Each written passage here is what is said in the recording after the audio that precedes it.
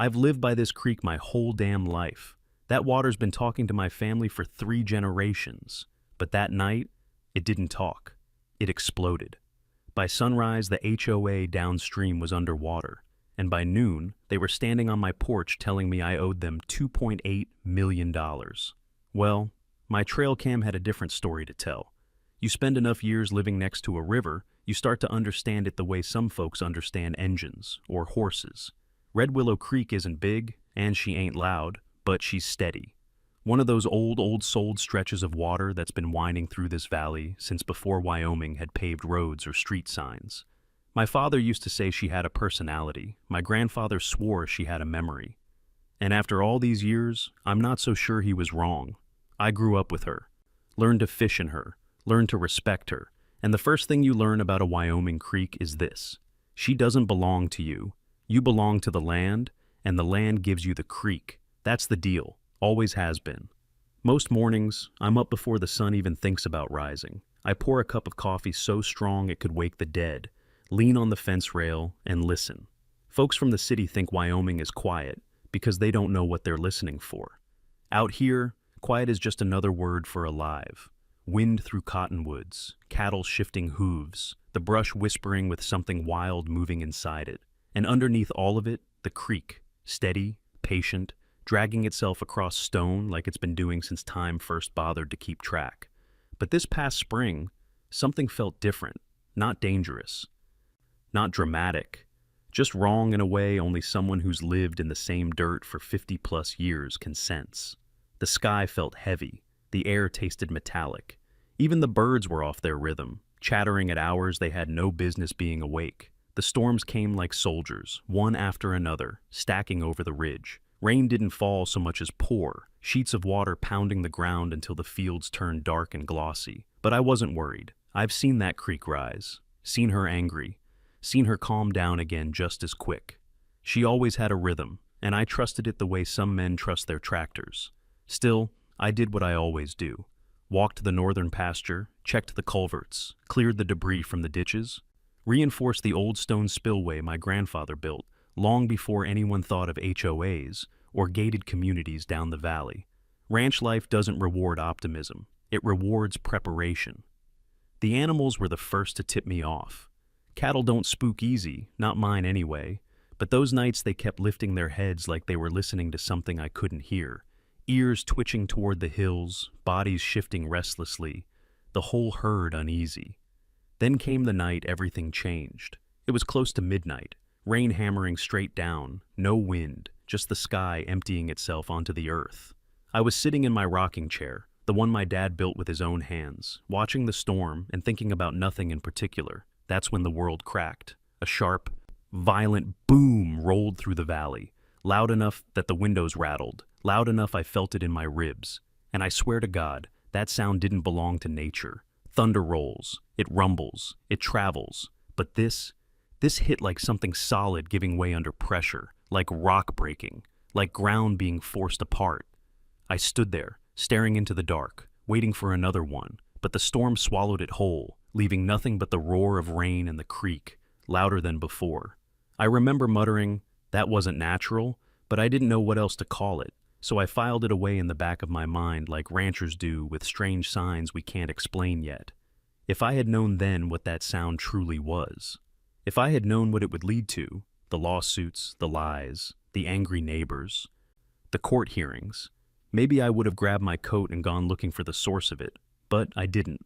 I just listened to the rain, watched the creek swell, and waited for the morning.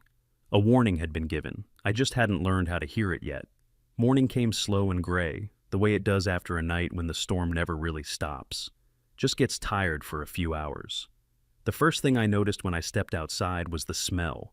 Wet earth, torn grass, that sharp mineral scent that tells you the ground took a beating. Red Willow Creek was swollen, but not wild, not the way she can get. She was full, restless, pushing at her banks, but she hadn't spilled over, at least not on my side. The water was moving faster than I liked, though, rolling heavy, carrying branches, clumps of roots, pieces of brush that didn't belong there.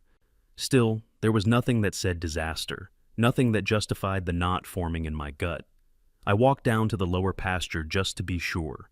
The The mud sucked at my boots, thick and cold. Every few steps I'd stop and listen, trying to make sense of the night before. That boom had bothered me more than I wanted to admit. It had weight, the kind of weight you feel in your bones. And I've lived long enough to know that sounds like that don't come from nothing. When I reached the old spillway, my grandfather's handiwork from the 1950s, I crouched down and ran my hand over the stones. They were damp, slick, but solid. Same as always. My grandfather built things to outlive mistakes. Even nature respected that. No breach, I muttered to myself. Not here. But something upstream had changed. I could feel it in the current. When you've watched the same water run the same course your whole life, you notice when it moves with a different intention. I took the north trail along the riverbank, keeping to high ground. The pasture fence held fine. The cattle had moved up to the ridge. Smart creatures that they are. My old border collie, Juniper, stayed close to my heel, ears perked, her nose twitching in the wet air. Yeah, I told her, I hear it too. A swollen creek has a pitch to it, like a voice straining but not breaking. But that morning, I heard undertones, small collapses, shifting stone, something being pulled loose somewhere beyond view. The deeper I walked, the more uneasy I felt. Not scared, just aware. There's a difference, and folks over 55 know exactly what I mean. By the time I reached the bend where the cottonwoods grow in tight clusters, the sun was breaking through the clouds in thin streaks. I could finally see the color of the water, dark brown, thick with silt, as if the creek had chewed through something it wasn't supposed to touch. The storm itself hadn't done that. I'd seen worse storms, worse floods, worse springs. This was different. I followed the bend a little farther. That's when I saw the first real sign. A chunk of bank had collapsed. Not on my side, but farther upstream toward the ridge. Not big enough to explain the boom, but big enough to make me wonder if the land had started giving way long before the rain. I stood there, hands on my hips, staring at the broken earth, listening to Red Willow Creek growl at the base of the cut. Something spooked you, I whispered. Juniper barked once, short, sharp, as if agreeing, or warning me. I wasn't the only one paying attention to that creek. And deep down, something told me I wasn't the only one who had heard that midnight boom. Still, for all the signs, for all the uneasy instincts, there was nothing pointing directly back to me. Nothing to suggest the storm would turn into a personal problem. Not yet. I kept walking until the drizzle started again, light, but steady enough to tell me the day wasn't done soaking us. By the time I made it back to the house, my jacket was damp, and my boots carried half the riverbank with them. I wiped them on the porch mat, took one last look at the creek, and decided there wasn't anything else I could do for now. Nature had a way of finishing her sentence before you got a chance to interrupt. Inside, I brewed another pot of coffee, added a splash of cream, the only indulgence I've earned, and settled into my usual chair, listening to the creek from a distance. If only I'd known that while I was sitting there, sipping my coffee, letting the rain patter against the window. Downstream, the folks at Ridgewater Springs HOA were getting ready to put my name at the top of their blame list. They were drowning, literally. And someone was about to decide that I was the easiest man in the valley to blame for it. News travels funny out here. It doesn't move fast, it just moves everywhere at the same time, like smoke slipping under every door. So, it didn't surprise me when, around late morning, my phone buzzed with a text from old Tom Delaney. "You seeing what's happening down at Ridgewater?" I hadn't. I'd been too busy checking the land. But the second message made my stomach tighten. "They're flooded. Bad. Folks saying it came from your side." I set my coffee down slow. Rumors don't scare me, but they irritate the hell out of me, especially when they come from people who don't know the first damn thing about water, land, or common sense. I stepped onto the porch, looking down the valley. I couldn't see the HOA from where I stood, too many cottonwoods in the way, but I could see the shape of the sky above it, low, dark, unsettled, the kind of sky that hangs over trouble. Tom called me next. No hello, just his voice coming through rough. "Daniel, it's a mess down here. Basement's full, roads washed out. Folks are saying the surge came straight from your channel." "My channel?" I repeated, letting the words taste stupid in my mouth. "Tom, the creek's been in that same damn spot since your grandparents were in diapers. I don't have a channel. I've got a river I don't own." Tom sighed heavily, like he hated being the messenger. I know, but Karen's stirring folks up. She's saying your land redirected the flow. That made me laugh. One sharp exhale, all disbelief. Karen, I said, the same Karen who thinks coyotes can be relocated with peppermint oil? That woman doesn't know enough about hydrology to fill a teaspoon. Tom didn't argue. That's how I knew it was serious. Look, he said, I'm just warning you. People are scared, and scared people point fingers. I hung up and just stood there on the porch for a long minute. The creek wasn't visible, but I could hear it, louder than it should have been, angry, swollen, working through debris like a creature trying to free itself. Somewhere between that sound and Tom's words, something shifted inside me. Not panic, not fear, just a kind of tightening, like the land itself whispering, "Get ready." Around noon, I finally drove down the county road toward Ridgewater Springs. Not to meddle, just to see with my own eyes. The closer I got, the worse it looked. Water pooled across driveways, mud caked the sidewalks. A couple of those fancy mailbox pillars were leaning sideways like drunks trying to stay upright. And then I saw her. Karen Winters, HOA president, self-appointed sheriff of all things petty, standing in the middle of the road in rain boots that had never seen real mud before. She was waving her arms, pointing at the creek, pointing at the neighborhood, pointing upstream, which meant she was pointing at me. Even from the truck, I could read her lips. It came from there. There was something in the way she said it, something too ready, too confident, that made the hair on the back of my neck stand up. She didn't look like a woman surprised by a flood. She looked like a woman who had been waiting for someone to blame. I didn't get out, didn't speak to her, didn't even slow down enough for her to try waving me over.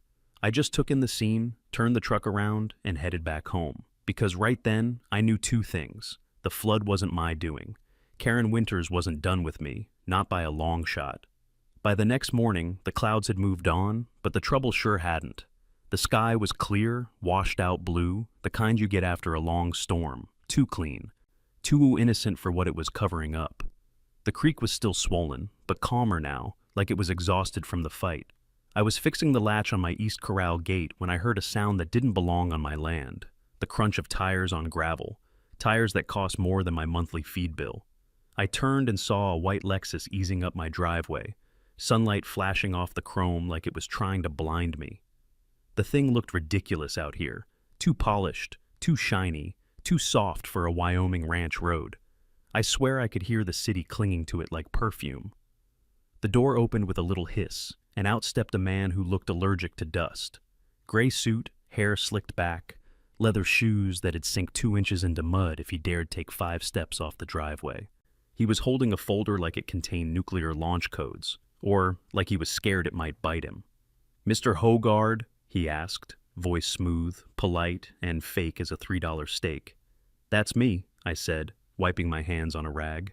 "You lost, or you just visiting the countryside?" He didn't smile. "Sir, I'm here on behalf of the Ridgewater Springs Homeowners Association." I let out a slow breath through my nose. "Well, that explains the Lexus." He opened the leather folder like it pained him. "I've been asked to deliver a formal notice of claim." "Claim for what?" I asked, though I already had a pretty good guess from the way his eyes kept drifting toward the creek. He handed me a thick envelope, then stepped back like it might explode. I tore it open with my thumb, pulled out the paperwork, and the first thing I saw was the check amount printed in bold letters. $2,800,000 payable to Ridgewater Springs, HOA. I started laughing, not a chuckle, not a polite laugh, a full belly laugh that echoed across the yard and made the birds in the cottonwoods scatter. "You people have lost your damn minds," I said. The man blinked, trying to recover. "This is a formal request for settlement. The HOA holds you responsible for the recent flood damage, citing failure to maintain modern water control structures on your riverfront." "My riverfront?" I repeated, folding the check in half. "Son, that river's older than your whole neighborhood. I don't own it, I don't control it, and I sure as hell don't dam it." He cleared his throat. "The HOA has determined that the initial breach occurred along your property line. Therefore, you may be liable under riparian responsibility statutes." I cut him off with a raised hand. "Do you even know what riparian law is?" He opened his mouth. "Don't answer that," I said. "I can see the answer on your shoes."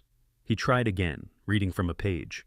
If you sign the enclosed release form and remit payment within 15 business days, the HOA will waive further legal action. I stared at him for a long second. Let me get this straight, I said.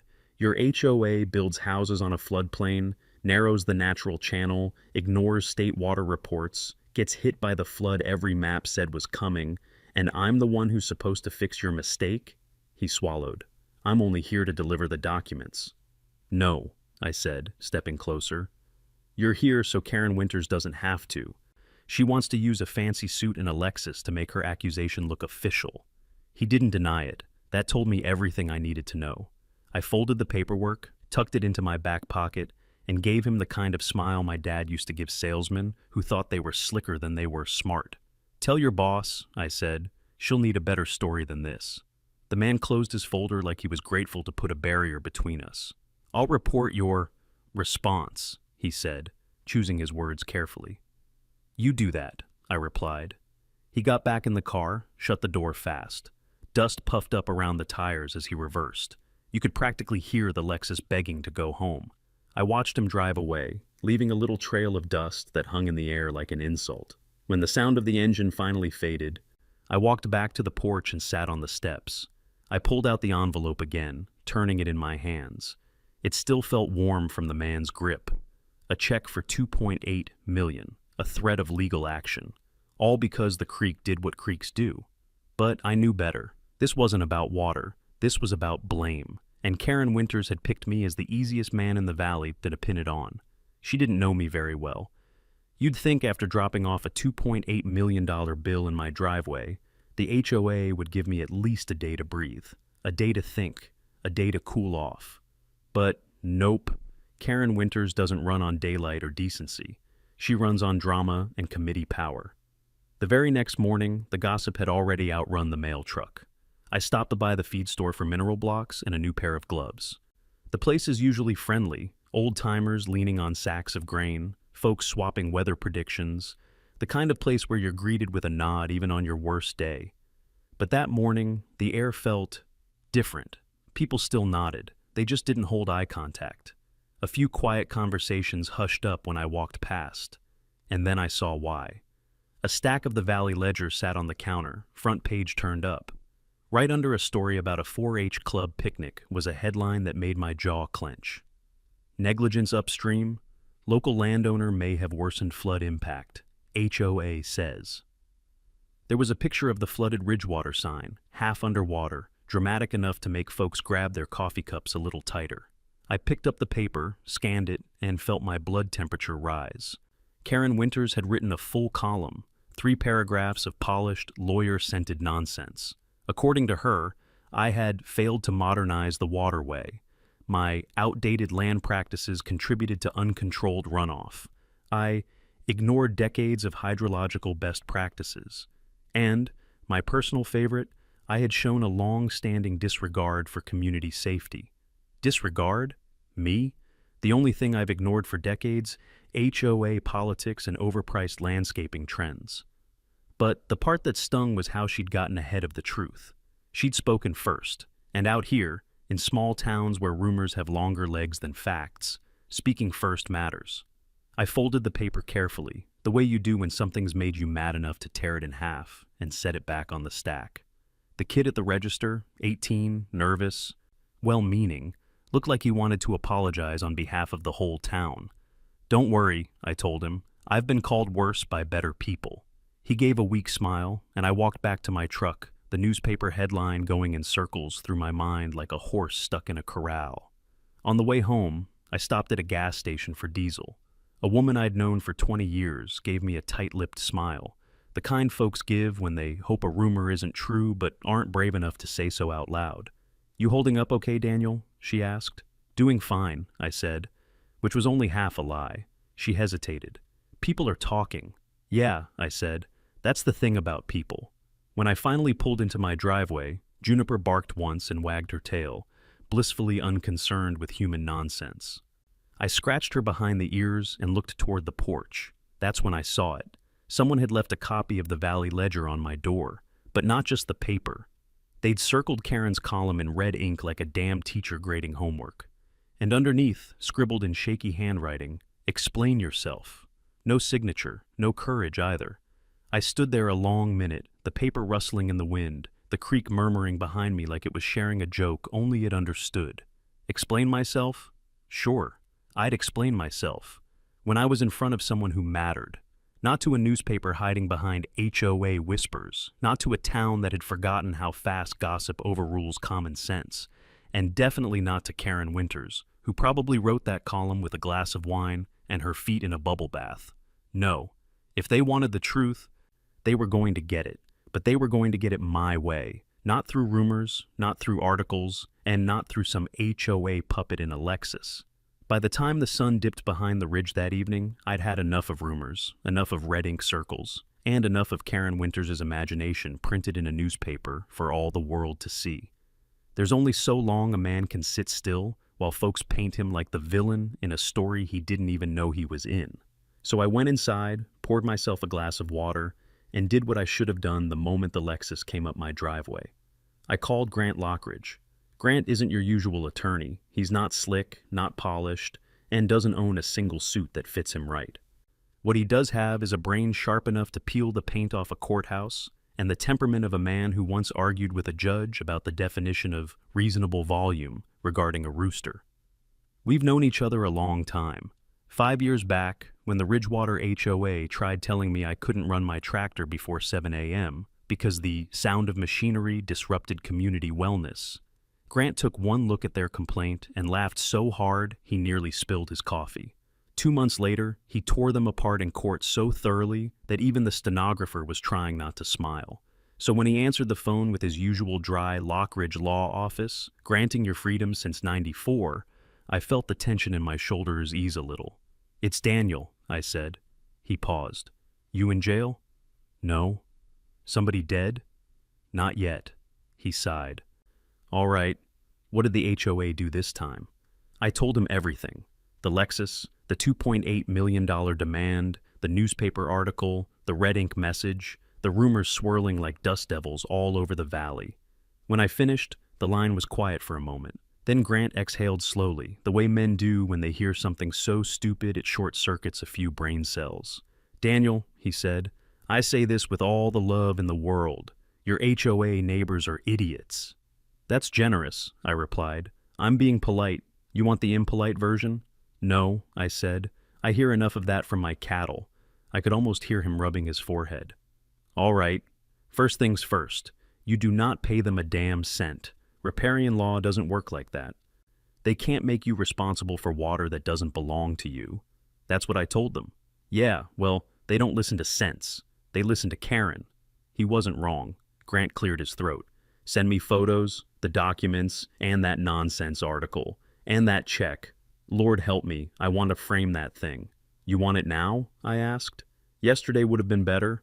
I grabbed the envelope, took pictures, and texted everything over.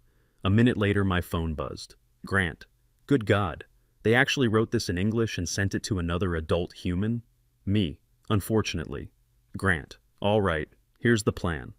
He spoke with that tone he only uses when he smells blood. Calm, precise, like a surgeon deciding which vein to cut first. "I'm filing an information request with the Wyoming Department of Water Resources first thing in the morning. They'll confirm the creek is state-owned, but I'm also requesting floodplain maps, historical bank conditions, and any alterations made within the last decade." "That'll take weeks," I said. "3 days," Grant replied. "I know a guy who owes me a favor." The way he said favor made me wonder if this guy still owed him out of gratitude or fear. "And Daniel," he added, voice dropping lower, "start thinking." Anything at all seemed odd before the flood. Unusual noise, activity, machinery, anything that didn't feel right. I hesitated. Well, there was the boom. There was silence on the line for a good 3 seconds. "What kind of boom?" he asked. "The kind that rattles windows." Grant didn't swear often, but he swore then.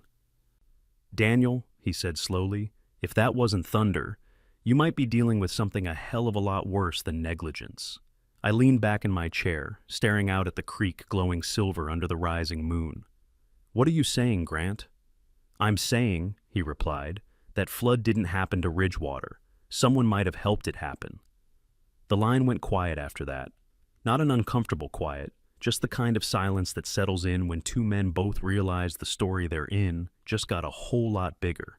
"I'll be there tomorrow," Grant finally said. "Stay put, don't confront anyone, and for heaven's sake, don't talk to Karen." "Wouldn't dream of it," I said.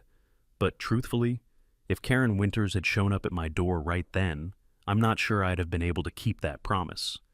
Grant showed up the next morning in his dusty green Tacoma, the exact opposite of the Lexus that crawled up my driveway 2 days before. His truck had dents in places that didn't require an explanation, and a coffee mug wedged permanently between the windshield and dashboard, probably held there by stubbornness alone. He stepped out, stretched his back like a man rehearsing for his own funeral, and handed me a crumpled paper sack. "Breakfast burrito," he said. "Eat it now before it goes from food to evidence." Grant never arrives empty-handed or without a plan. We sat at my old kitchen table, scarred oak, older than both of us, and he pulled out a stack of printed documents, maps, and 2 thumb drives. "This," he said, tapping the top paper, "is where the HOA's story falls apart so fast it creates its own breeze." He slid over a copy of the official floodplain map issued by the state. I'd seen it before, broad gray shapes showing natural overflow zones that had existed long before Ridgewater Springs built koi ponds and meditation paths on top of them. But then Grant set another map down beside it. Same area, same scale, except the floodplain shape was wrong, almost shrunk. "What am I looking at?" I asked. "A forgery," he said bluntly, "or at least an edited version. This is the map the HOA submitted with their last building expansion permit." I stared at the doctored map. They'd shaved off nearly 30 yards of designated floodplain, land the state explicitly marked as high risk. Ridgewater had built homes, patios, and even a playground on it. "State wouldn't approve that," I muttered. "They didn't," Grant said, "because they never saw it." He pulled out a flash drive and plugged it into my laptop, an old machine that wheezed like a horse with a cold but still turned on. He brought up a set of documents he'd obtained through his favor, the one whose nature I still didn't want to know. "Look here," he said, pointing. 7 months ago, Ridgewater submitted a variance request asking permission to renovate their lower bank. According to state records, the request was flagged for technical review. Okay. Then it disappeared. I blinked. Disappeared. As in, 1 minute it existed, and the next minute the system shows no trace it was ever uploaded, not even a corrupt file, nothing. "You're saying someone deleted it. Someone who had admin-level access," he corrected. "Someone who didn't want the county to look too closely at what Ridgewater was doing to the natural bank." I leaned back, the wooden chair creaking under me. In Wyoming, things don't just disappear from government databases, mostly because the people running them can barely delete emails. This was no accident. Grant slid another paper across the table. "This is a topographical comparison," he said. "Last season versus this season. The 2 lines, the natural curve of the riverbank, didn't match. One was smooth and wide, the other funneled inward like someone had scraped away the bank with a bulldozer. You see that narrowing?" "I see it," I said, "and I don't like it." "Narrowing a river channel increases flow velocity," Grant said. "In a flood scenario, it turns the creek into a pressure hose pointed right at the lowest point in the valley." "And the lowest point," I said, finishing his sentence, "is Ridgewater Springs." He nodded. "But instead of admitting they built homes in a bowl, they're trying to say you made the water too fast and too strong," I snorted. "By doing what? Ranching? Karen's logic doesn't operate on this planet," Grant said. "Never has." He pulled up another document, construction invoices, drainage plans, landscaping proposals, all under the HOA's name. One line caught my eye. "Bank reinforcement project, deferred, budget reallocated." "Reallocated to what?" I asked. Grant flipped another page, smirking. "To this. Eastgate Beautification Initiative." I stared at him. "They canceled flood protection to buy flower beds? And decorative lighting. Jesus Christ," he nodded. "I wish I were joking." The deeper we went, the uglier it got. Grant found erosion reports that the HOA never forwarded to the county. He found emails between board members discussing keeping costs down by skipping unnecessary hydrological assessments. He found a note from Karen herself complaining that proper reinforcement limited the aesthetic appeal of the neighborhood. Grant, I said slowly, this paints a pretty dark picture. This isn't dark yet, he replied. Dark is what I'm about to show you. He opened a scanned document, grainy but readable. It was an internal HOA memo, and right there, in the middle of the page, underlined twice, was a sentence that made my chest tighten. If a major water event occurs, we must establish upstream negligence immediately to protect Ridgewater's liability position. Upstream negligence, immediately. Grant tapped the screen. They were planning the blame game before the storm even hit. Planning it, I repeated, voice low. Yep. And so far, they're right on schedule. I looked out the window at Red Willow Creek, now calmer, moving like nothing had happened. But I could feel something shift inside me. Something heavy, something old. Something my father used to call the line. The place you stop giving people the benefit of the doubt. The place you start fighting back. Grant closed the laptop gently. This isn't a flood story anymore, he said. This is a cover-up. And for the first time since the boom that shook my house, I believed him. By the time Grant packed up his papers, my coffee had gone stone cold. The weight of everything he'd shown me, the forged maps, the deleted records, the narrowing of the bank, sat on my chest like wet sand. Ridgewater's mess wasn't nature-made. Someone had taken a shovel, a bulldozer, or a bright idea and carved themselves a disaster. Grant stood, rubbed the back of his neck, and said, "There's one more person we need to talk to." "Who's that?" I asked. He pulled a worn business card from his jacket. The corners were bent, ink a little faded, like it had seen the inside of his wallet too long. Elena Ward, PE, hydraulic engineer, consultant. "She's the one who warned Ridgewater their bank modifications were dangerous," Grant said. "Karen buried her report, terminated her contract, and hoped nobody would ever call her again." "And you think she'll talk to us?" Grant grabbed his coat. "Daniel, she's been waiting for someone to talk to." We drove into town and walked into the old Brick County building, an aging place with floors polished too often and walls that still smelled faintly like chalkboard dust. A clerk pointed us down the hallway toward a small office. Inside, a woman sat hunched over maps and handwritten notes.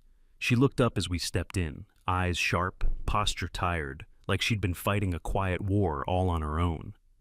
"Ms. Ward?" Grant asked. "Yes," she said. "And I'm guessing you're here about Ridgewater."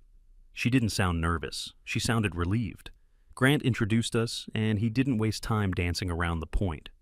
"We know the HOA suppressed your report," he said. A faint, bitter smile tugged at the corner of her mouth. "Of course they did." She motioned us inside. Her office wasn't big, but it was organized. Maps on the walls, folders labeled by date, a whiteboard covered in arrows, lines, and measurements. Elena pulled a binder from under a stack and opened it on the desk. "This is the assessment they didn't want anyone to see." I leaned in. The first page showed a photo of Ridgewater's lower bank, stone edging, decorative retaining blocks, and a narrowed bend where the creek tried to make a natural curve. "That narrowing increases water velocity," she explained, tapping the diagram. "Looks pretty in a brochure, terrible in real life. That bank wasn't just vulnerable, it was primed to fail." She flipped another page. This one showed scraped earth and a trench. "And this," she said, "was their attempt at creating a diversion channel." I stared at it. "Did they have a permit?" She met my eyes. "They didn't even have common sense." Grant leaned over her shoulder. "Did you warn them?" "3 times, she said. "Written, verbal, and in the final report I submitted. Karen told me I lacked vision, and that my recommendations were too expensive. 2 days later, my contract ended." I could feel the heat rising in my chest. "What about the night before the flood?" I asked. "You hear anything strange, loud, out of place?" Elena's expression changed. Not fear, memory. "Yes," she said quietly. "I heard it." She looked between us. "It wasn't thunder." I waited. "It was metal," she said. "Striking rock. Something heavy, maybe machinery, hitting an already weakened bank. 1 hit, maybe 2. Enough to sound like a crack running down the earth." My breath went still. Grant didn't move. "You think someone deliberately broke the bank?" he asked. Elena didn't hesitate. "If someone dug deep enough under the undercut soil, it wouldn't take much. A little pressure, a little weight, a strike in the right place, and the storm would do the rest." She tapped the last page of her report, one Karen had paid her to write. then paid her to forget. This flood wasn't a surprise, she said. It was predicted. And Ridgewater didn't just ignore the risk, they magnified it. She leaned back, rubbing her forehead. You want the truth? They were terrified of losing property value. Floodplain compliance would have forced them to limit development, reinforce the bank, and skip half their beautification projects. So, Karen chose appearance over safety. Did she know it could lead to this? I asked. She didn't want to know, Elena replied. And when someone doesn't want to know something, they become very convincing liars. Grant closed the binder carefully, like it was a bomb he didn't want to jostle. Elena, he said, we need your help.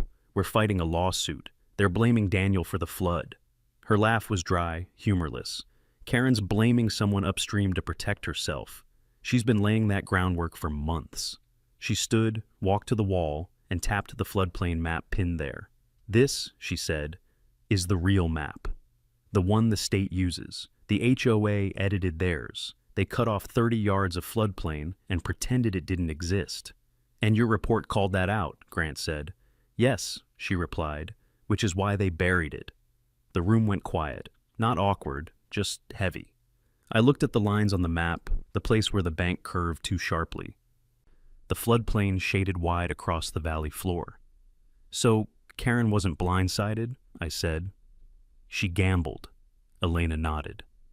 And when the bet didn't pay off, she said softly, she went looking for someone to blame. She turned back to us and folded her arms, her voice steady and certain.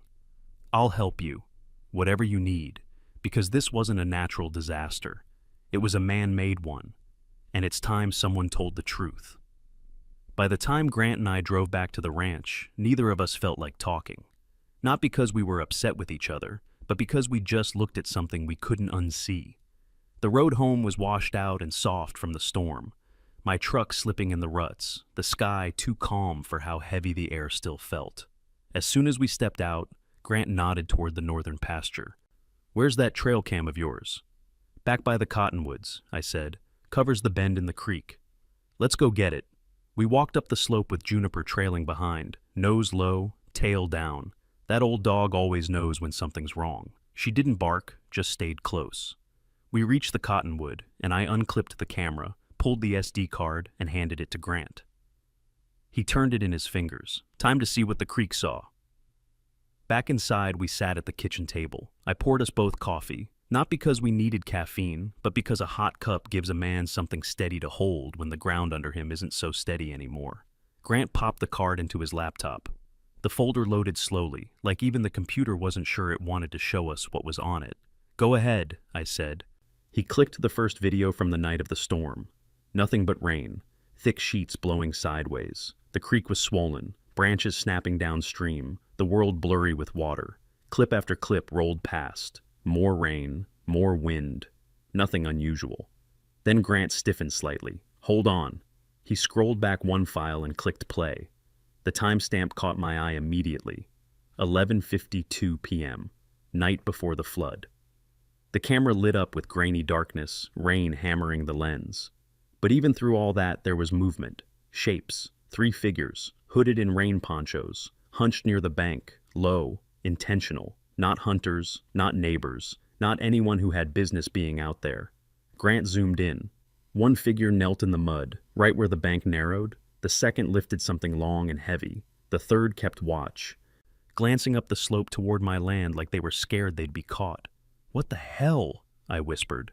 Grant didn't answer. He moved to the next frame. A flash of lightning cut through the darkness, and for a split second, the tool in the second man's hands lit up clear as day. A post hole digger, a big one, the kind meant to punch through packed soil or weaken a riverbank. Grant's voice dropped low, flat. Daniel, they were digging. I didn't move, didn't breathe. We watched them work, hammering, prying, wrenching clumps of wet earth out from under the bank. The rain helped them by softening the ground. They were fast, efficient, like men who'd done this before. And then the camera caught it, a sharp, heavy impact. A deep, blunt report that rattled even through the microphone. Boom! My chest tightened. I knew that sound. That was the sound that shook my windows that night, the one I tried to explain away as thunder even though I'd never believed it. The three figures jumped back, startled. The bank slumped a few inches. Water surged into the cavity they'd carved. Then they scattered. Grant sat back in his chair, eyes locked on the screen. "There's your boom." My throat felt tight. "Grant, who would do this?" He didn't answer. Instead, he opened the next clip. A pair of dim headlights appeared on the ridge. Not bright. Someone had intentionally turned them down. The vehicle parked half off the county road. After a moment, a figure stepped out. Umbrella, long coat, stood perfectly still, looking down toward the creek where the three men had been working. Even through grainy pixels and rain distortion, the posture was unmistakable. The crossed arms, the stance, the head tilted like she was inspecting her property lines. Karen Winters, watching, supervising, making sure the job was done right. My jaw locked so hard it hurt. Grant didn't speak for a long moment. He didn't have to. We watched the last few seconds of the video. The creek churned. The rain beat down. Karen never moved. She eventually turned, walked back to the car, and drove away. The screen went dark. I could feel something deep in my chest. Not fear, not shock, but the old simmering kind of anger ranch folk don't reach often, and never forget when they do. "So that's it," I said. "They weakened the bank on purpose, on my property line, made sure the pressure would give way right there, then waited for the storm to finish the job." Grant nodded. "They weaponized the creek, and then blamed you." I paced once across the kitchen, Juniper following with her ears flat. "They used my land to cause the damage," I said, slow and steady, then hit me with a $2.8 million bill for the disaster they created. Grant folded the laptop shut. "This isn't negligence anymore, Daniel. This is orchestrated. And they plastered my name all over town. Yes. And sued me. Yes. And printed lies in the paper. Yes." I let out a breath that felt like it had been trapped in me for years. "Grant," I said, "we're going to bury them with this." He gave a single nod, sharp and sure. "Tomorrow, we take this to the town, to the board, to the judge. This is no longer their story." I looked toward the dark window, where the creek whispered softly like nothing had ever happened. "The river saw everything," I said quietly. "Now, everybody else will too." Grant put on his coat. "You're not fighting a bad HOA anymore, Daniel," he said. "You're fighting a cover-up, and people who start cover-ups don't stop until somebody makes them." He stepped out into the night, and standing there in my doorway, listening to the creek, I knew the real fight was just beginning. By morning, the whole valley felt tight, like the air itself knew something was coming. I woke up before dawn, made a pot of coffee, and sat on the porch, listening to the creek. Hard to believe that same calm water had been turned into a weapon just a couple nights earlier. Grant showed up right after sunrise. He didn't waste time knocking, just walked around back with a folder under one arm and determination under the other. "You ready?" he asked. "As I'll ever be." "Good, because the town council called an emergency meeting for noon. Karen's already pushing for a vote to proceed with the lawsuit." I shook my head slowly. "She thinks she's got the whole town behind her. She won't after today." We drove into town together. People were lining the sidewalks, some curious, some whispering, some pretending not to look. I wasn't surprised. Folks in small towns don't need much excuse to gather. When we reached the town hall, the parking lot was full. Pickup trucks, sedans, a few of Ridgewater's shiny SUVs. And standing right on the steps like she owned the place was Karen Winters, hair perfect, clipboard tucked to her chest, eyes scanning the crowd like she was counting her supporters. She spotted me, her shoulders squared. She whispered something to the HOA treasurer beside her, who nodded like a trained dog. Grant nudged me. Let her enjoy her last morning of power. Inside, the council chamber was packed wall to wall. Folding chairs stretched all the way to the back. People lined the walls, leaned in the doorway, craned their necks from the hallway. The kind of crowd you see when something big is about to break. I felt a tap on my arm. It was Tom Delaney, my friend who lived in Ridgewater. "You doing okay, Daniel?" he whispered. "Ask me again in an hour." He gave a tight nod, guilt all over his face. A lot of folks jump to conclusions. They just want someone to blame. "Yeah," I said. "Well, they're about to get someone." The meeting opened with the council chair clearing her throat and reading through the agenda. Then she gave the floor to Karen, who strutted forward like she was walking into a courtroom she'd already won. She launched into a polished speech, blaming upstream negligence, inadequate land stewardship, and improper maintenance of natural barriers. She waved charts around, pointed her acrylic nails at maps, gestured dramatically each time she said, "flood damage." The audience murmured, a few nodded along, then she held up the lawsuit documents like a trophy. "This community," she declared, "cannot stand by while one man's disregard threatens the safety of our homes. We must act decisively." I could feel the blood rising in my ears. Grant leaned over and whispered, "Let her hang herself." When Karen finished, she basked in the attention, chin high, lips tight in that smile she uses when she thinks she's won. Then the council chair turned to Grant. "Mr. Lockridge, you asked to present a response on behalf of Mr. Hogard." Grant stood, buttoned his jacket, the one that never fits quite right, and walked to the front with the calm of a man carrying dynamite but pretending it's groceries. "Ladies and gentlemen," he began, "everything you've just heard is missing one important ingredient: the truth."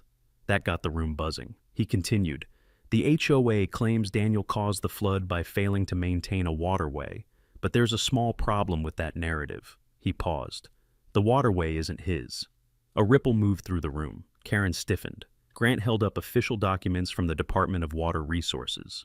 "This is the state classification for Red Willow Creek.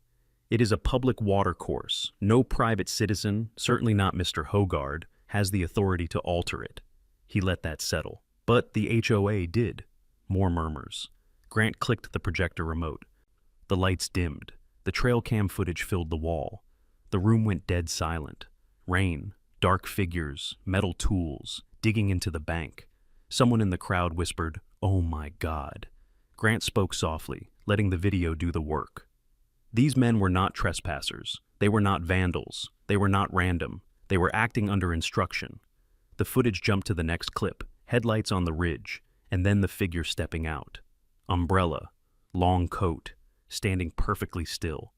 The room inhaled as one. Someone in the back actually said, "No way." Karen shot up from her seat. "That footage is doctored. This is outrageous." Grant raised a hand. "Sit down." And she did. Not because she wanted to, but because the authority in his voice was a slap she didn't see coming. Grant pointed at the screen. "That's your HOA president supervising the deliberate weakening of a natural bank. A bank Elena Ward, previously contracted by this same HOA, explicitly warned them not to touch." Elena stepped forward then. The crowd parted like she was fire. She set her folder on the podium. "Everything in my report is accurate. The HOA altered a floodplain, removed natural vegetation, ignored reinforcement guidelines, and attempted to hide the risks. They fired me when I refused to rewrite the findings." Absolute stillness, not even shuffling feet. Grant folded his hands behind him. "Daniel Hogard didn't cause your flood," he said. "Your own leadership did. Then they blamed the nearest man because lies travel faster than responsibility." Karen tried one last time to stand, but this time the treasurer beside her put a hand on her arm, not gently. His face had gone gray. A woman from the second row stood up. "Karen, is this true?" Silence. Karen's eyes darted around the room. She wasn't smiling anymore. She wasn't standing tall. She looked cornered, like a fox caught in its own trap. Grant stepped back from the microphone. "My client is not paying $2.8 million, he said, "and after today, I doubt this community will ever let this lawsuit move forward." The council chair swallowed, looking shaken. "This matter will be tabled pending investigation." Karen stormed out.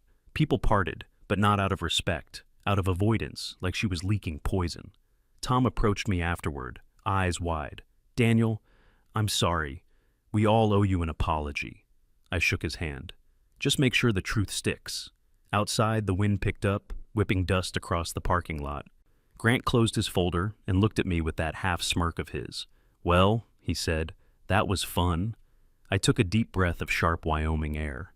"Grant," I said, "fun isn't the word I'd use." He shrugged. "It is when you win the first round." And as we walked back to the truck, I knew one thing for sure. Karen Winters wasn't finished. But neither were we. The fallout from the town hall didn't wait until morning. It didn't even wait until people got home. The moment Grant and I stepped out into the parking lot, the air felt charged, like the valley itself was holding its breath. Karen had vanished. That alone told me she wasn't done. A person like her doesn't retreat. They reload. Grant opened the truck door and tossed the folder inside. She's panicking, he said. That makes her dangerous. No, I said. She's been dangerous. Now she's just sloppy. I wasn't wrong. By the time I got home, my phone was blowing up. Missed calls, anonymous texts, voicemails from numbers I didn't recognize, some supportive, some accusing, some downright nasty. But the one message that stuck with me came from Tom.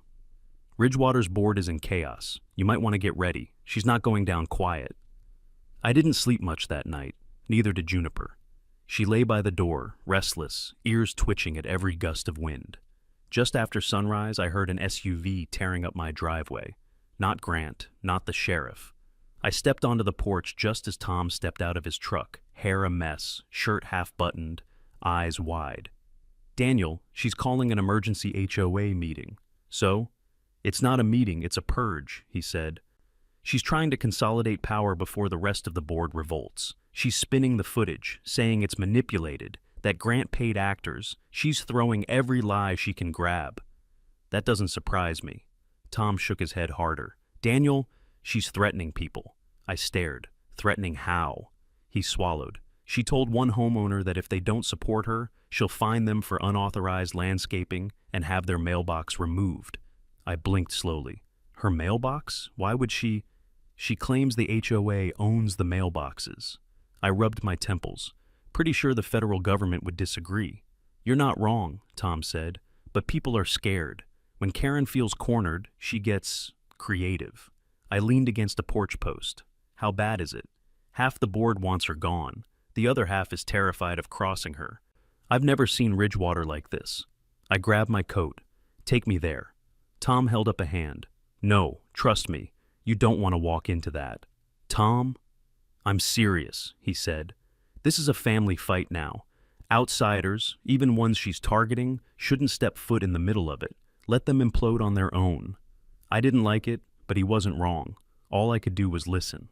Inside Ridgewater's clubhouse, according to Tom, things went downhill fast. Karen stormed in like a general marching into battle, hair perfectly sprayed, lips tight, eyes furious enough to melt steel. She slapped a stack of papers onto the board table. That footage is a smear campaign, she barked.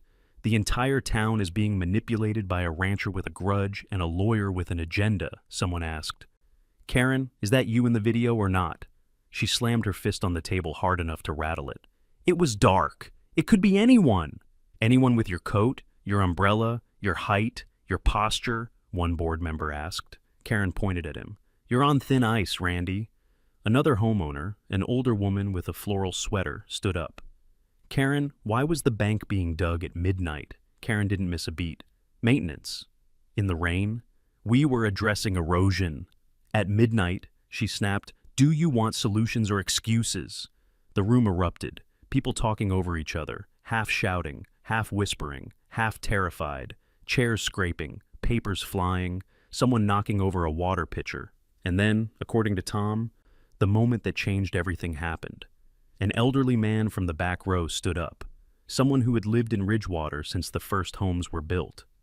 Karen, he said, my basement is full of mud. My home insurance just denied my claim, and you're telling me he did it? Karen nodded vigorously. Of course! The old man slammed his cane on the floor. Lady, he said, if that rancher wanted to flood us, he would have done a cleaner job than your crew sneaking around at midnight. The room exploded. People shouting, people laughing nervously, some yelling, she needs to resign, while others shouted, this is slander. Karen stood frozen. For the first time since I'd known her, she looked small, but only for a second. Then something in her snapped. She pointed at the whole crowd, wild-eyed. You're all sheep, every last one of you. You think that video proves anything? You think that cowboy has any respect for this community? He's a menace, a liar. He's been targeting me for years. Tom told me that was the moment when even her loyalists backed away from her. When Karen Winters loses her temper, she doesn't argue. She detonates. The board tried to calm her. Homeowners shouted back. One woman burst into tears. Someone called the sheriff. Someone else threatened to sue the HOA if Karen wasn't removed immediately. In the end, the emergency meeting didn't end with a vote. It ended with people walking out on her. Karen left last, slamming the door behind her so hard a framed HOA certificate fell off the wall. Later that afternoon, Tom came back to my ranch. He sat on the porch steps, elbows on knees, breathing like he'd just outrun a tornado. "It's over for her," he said. "Not yet," I replied. "People like Karen don't go down with dignity. They go down swinging." Tom nodded grimly. "And she's swinging. I heard she's already contacted a private investigator and 2 lawyers. She's planning something." Of course she was. People like Karen don't accept defeat. They reinvent it into a new angle of attack. "What do you think she'll do next?" Tom asked. I stared out at the creek, quiet and steady again, the way it always returns to itself. "She's running out of lies," I said, "so she'll start running on fear." Grant pulled up in his Tacoma as I said it. He stepped out, holding a new stack of documents. "She's filing counterclaims," he said. "Multiple. Defamation, interference, damages, retaliation." Tom groaned. "That's insane," Grant smirked. "It's also desperate." I crossed my arms. "So, it's a civil war in Ridgewater now," I said. "Half want her gone, half don't know what to believe. And Karen's out there lighting every fuse she can find." Grant nodded. "This is the part," he said, "where the truth stops being enough. And we have to start proving intent." I looked at the creek again. The water rolled quietly, like it remembered everything. "Then let's get to work." The next morning felt colder than it should have. The storm was long gone, the sun was up, but the air held that sharp, metallic edge that comes right before trouble shows its face. I was sipping my coffee on the porch when Grant's truck rolled in, dust swirling behind him like a tail. He climbed out with a look I didn't like, jaw tight, shoulders stiff. "She hired a private investigator," he said before I even asked. I set the mug down. "Who?" "Guy named Lance Terrell, ex-deputy from 2 counties over, got fired for, well, a list of reasons that got shorter once his buddies rewrote the reports. Karen hired him last night." "And what's he supposed to find?" Grant shook his head. "Doesn't matter.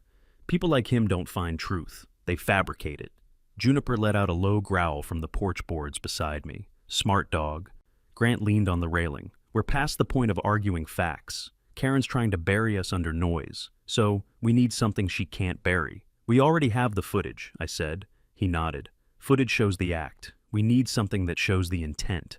That word stuck in my mind. Intent. People can explain away a lot of things. Mistakes, accidents, bad judgment. But intent? That's where excuses go to die. Grant pulled out a folder. "Tom gave me this last night. He didn't want to bring it to your house himself. Said it made him too nervous." Inside the folder were screenshots, email logs, partial messages, some cut off mid-sentence like someone had hurried to delete them. "Where'd this come from?" I asked. "The HOA treasurer's personal cloud. Tom has access because she once asked him to fix her printer." "Don't ask." I flipped through the pages. Most of the emails were mundane. Budgets, landscaping proposals, maintenance complaints. But then one caught my eye. Subject: Berm project delay. From Karen Winters, time stamped 3 weeks before the flood. It read, "Don't approve anything until after elections. If the Lower Creek Bank fails, insurance will call it an act of God. Nobody's going to blame us for water going where water goes." I stared at the line until the words started to blur. Grant spoke softly. "Keep reading." The next email was from the treasurer replying to Karen. "But engineers said erosion is severe. We're already past the safe window. If we don't reinforce, we could have property loss." Karen's response followed. "Then property loss is temporary inconvenience. Losing re-election is permanent. Delay it." Grant folded his arms. "Intent." My stomach tightened. "Grant, this is a smoking gun," he said. But it didn't stop there. The next chain was from the HOA's maintenance consultant, a man named Parker. The email was long, frustrated, and full of warnings. He practically begged Karen to authorize emergency stabilization. And then her reply. A single sentence. "Not now, optics first." I set the papers down, exhaling slow. "She knew," I said. "Better than knew," Grant replied. "She calculated." We sat there for a long moment. A tractor hummed in the distance. A hawk cried somewhere over the ridge. Quiet, steady sounds that made the ugliness on those pages feel even louder. Grant finally broke the silence. There's one more thing. He pulled out a flash drive. Tom said the treasurer secretly backed up everything before the last board meeting, including a folder Karen thought she deleted. What's on it? Grant looked me dead in the eye. Draft letters. Drafts of what? He handed me the drive. Drafts Karen wrote the day after the bank collapsed, he said. Letters blaming you. Letters explaining why the neighborhood needed a scapegoat. Letters outlining how to unify the community through a common adversary. Her exact phrase. My jaw tightened. She planned the blame before the water even reached their backyards. Grant nodded. That's the definition of malicious intent. I leaned back against the porch post, letting the weight of it settle. Grant, this ends her. He nodded again, slow, certain. It does, but it doesn't end with her. The board, the lawyers she hired, the people who helped dig that bank, they all need to answer for it. I looked out across my pasture. Juniper nudged my hand, as if reminding me the land was still mine, still steady, still worth fighting for. This, I said, holding up the drive, goes to the judge. Grant gave a firm nod. And Daniel, he added, once this hits the court, there's no going back. I slid the flash drive into my coat pocket. Good, I said, because I'm damn tired of going back. Grant didn't waste a second. By sunrise the next morning, he was already pacing across the courthouse parking lot with a folder under his arm and that particular look he gets when the truth is about to hit someone like a falling anvil. I followed him into Judge Groves's chambers, quiet, wood-paneled, the kind of place where lies don't echo well. Karen was already there, sitting stiff beside her lawyer. She looked worn, eyes hollow, posture tight, like she'd been up all night trying to bargain with fate. Her attorney kept whispering something to her, but she wouldn't look at anyone except the judge's desk, as if staring at the wood grain might save her. Grant slid the flash drive and printed emails across the table. We have new evidence, Your Honor, he said. Judge Groves raised one eyebrow. She already knew this wasn't going to be routine. She read the first email, then the second, then the chain from the HOA treasurer, and then, very slowly, picked up the draft letters. The room was dead quiet except for the rustle of paper. I watched the moment it happened, the moment her expression changed. She leaned back in her chair, exhaled through her nose, and looked directly at Karen Winters. Mrs. Winters, she said, voice steady as cold steel, this is no longer a question of negligence. Karen blinked, jaw trembling. Judge Groves tapped at the paper with one finger. This is calculated harm. This is manipulation. This is malicious intent. Karen's attorney tried to object, but the judge didn't even look at him. The original lawsuit, she continued, is hereby dismissed with prejudice. Grant nodded. I just breathed for the first time in what felt like weeks, but the judge wasn't finished. I'm referring these materials, she said, to the county attorney's office for criminal review. The public deserves to know when its trust has been abused. Karen's face drained white. Her lawyer leaned in, whispering urgently, but she didn't hear a word. She just stared forward, as if the judge had just quietly informed her the world had ended. Maybe it had. By evening, the fallout had reached Ridgewater like a second flood. Board members resigned in clusters. Homeowners demanded an emergency recall. The HOA's attorney quit. Contractors stepped forward saying they'd warned Karen too. I heard from Tom around dinner time. They removed her, he said. Unanimous vote. Every seat on the board is vacant. HOA operations suspended pending audit. What about Karen? Tom paused. The sheriff picked her up 2 hours ago. Misuse of funds, falsified records, obstructing an investigation. Maybe more coming. I stepped outside and looked toward the creek. The water moved slow, calm, unbothered, as if it had known this would happen all along. A week later, on a cool morning thick with cottonwood pollen, a knock came at my door. It was Mr. McAllister, the old man who once glared at me in the feed store. He had a jar of homemade peach preserves in his hands. He didn't apologize with flowery words. People his age don't do that. They just say what needs saying. We believed her, he said, handing me the jar, because sometimes certainty is louder than truth. I nodded. Doesn't make you a bad man, just makes her a convincing liar. He lowered his head. Well, we know better now. He turned to go, then stopped. Thank you for not giving up. I watched him walk down my front steps slower than he climbed them. When the dust finally settled, Grant and I held the gathering we'd talked about. Not a party, not a celebration, more like a collective exhale for a town that had been holding its breath for too long. We called it the Creek Truth Gathering. Neighbors brought folding chairs, crock pots, guitars. Kids ran around with sticks pretending to herd imaginary cattle. The sheriff even showed up, leaning on his cruiser fender like he was off duty for the first time in a year. Before sunset, Grant and I set up a wooden post near the bend in the creek. He held the sign while I drove the nails in. Rivers don't lie, people do. It wasn't for Karen, it was for everyone who forgot that water goes where it wants. Truth rises sooner or later, and no amount of HOA paperwork can rewrite physics or honesty. As the gathering wound down, I walked alone to the water's edge. Red Willow Creek whispered softly over the stones, same as it always had, same as it will long after I'm gone. I rested my hand on the old fence post and looked at the fading amber line of the river. I don't own the river, I said quietly, but I damn sure made sure the truth didn't drown. And for the first time in a long, rough season, the valley felt clean again.